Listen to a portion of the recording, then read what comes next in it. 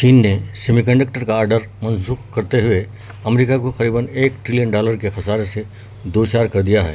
نتیجے میں اس انڈسٹری سے وابستہ 2 لاکھ سے زائد ملازمین کو ملازمت سے نکال دیا گیا ہے۔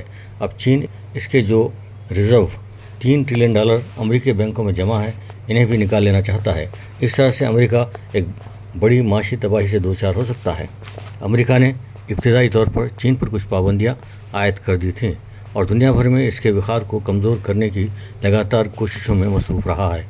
چین نے امریکہ کو قریباً $400 بلین کے سیمی کنڈکٹر سربراہ کرنے کے آرڈر دیے تھے اور مسلسل سیمی کنڈکٹر امریکہ کے ذریعے ہی درآمد کرتا رہا ہے، لیکن اس نے بڑی خاموشی سے اپنے ہی پاس گرافین بیس سیمی کنڈکٹر بنا لیے جو کہ امریکہ کے سربراہ کنندہ سیمی کنڈکٹر سے انتہائی کم قیمت کے ہیں۔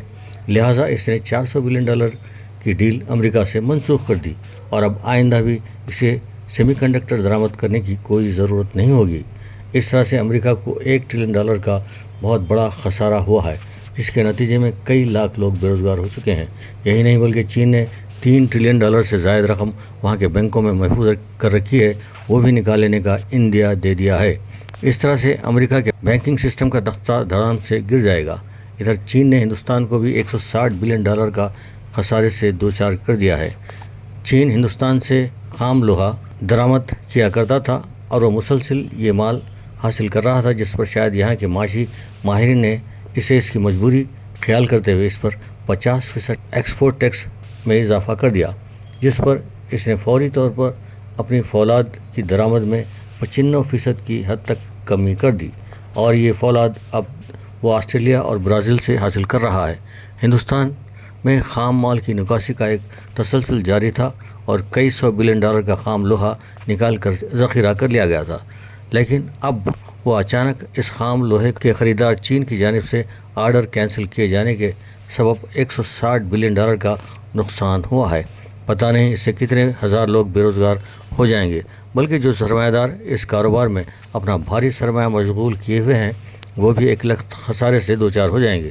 ہندوستان کو ایک بڑا سرمایہ دار ایلن مسک کی صورت میں ملا تھا، لیکن اس کی مصنوعات پر 100% ٹیکس کی شرائط رکھنے کے بعد وہ بھی چین منتقل ہو چکا ہے۔ یہاں اس نے الیکٹرک کاروں کی بہت بڑی انڈسٹری قائم کر لی ہے۔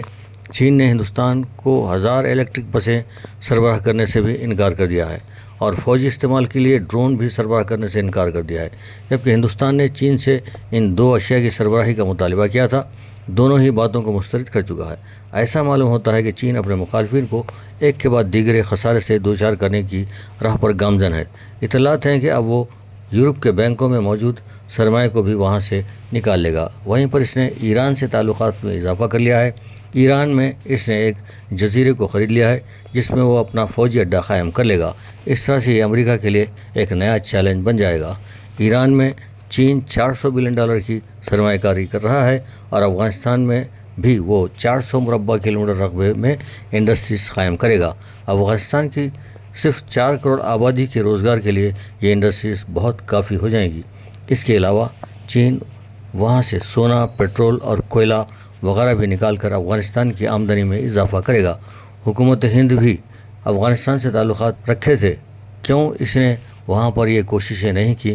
بہرحال امریکہ، چین اور ہندوستان کے درمیان ایک سرد جنگ شروع ہو چکی ہے، جبکہ امریکہ نے چین پر چند معاشی پابندیاں لگا رکھی تھی، جس میں ہندوستان کو بھی اپنا ہم نوا بنا لیا تھا۔